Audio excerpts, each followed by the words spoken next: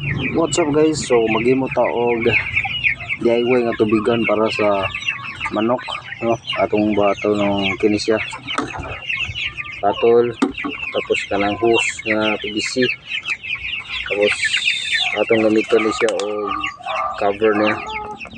Niyang ano, gamiton ta na atay palit na glue o plastic. Okay. Buhat kay walay tubig pero bali na to kaya nagutok na dito sa babaw.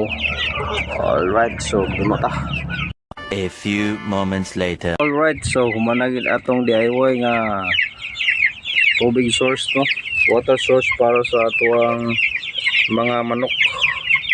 Lara. Ay mo na nato guys. Yes. Panubig lagi sila dani.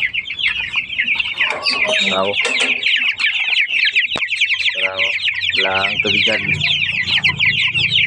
So automatic na ni siya nga mo kuan siya mo agas kay butangan na nato siya og kuan yang hangin niya hungaw ang water na diri o gikan sa tangki tubig parang diya sa tubo pag mapuno na siya mo stop na siya diri dayon ya mo automatic stop na siya diya man siya parang sa babaw.